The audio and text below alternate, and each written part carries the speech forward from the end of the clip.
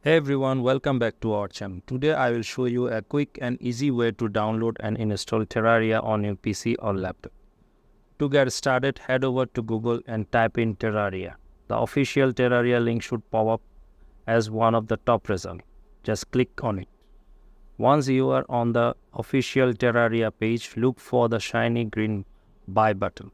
Click that and then choose the PC option. You will be redirected to Steam. Here, click Add to Cart, then select the View Cart.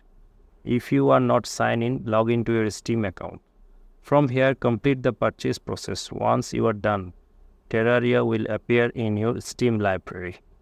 Now just go to your library, select Terraria and hit play. You are ready to dive into the world of Terraria. Enjoy the game. Thanks for watching. If this guide helped you, don't forget to like and subscribe for more quick tutorials.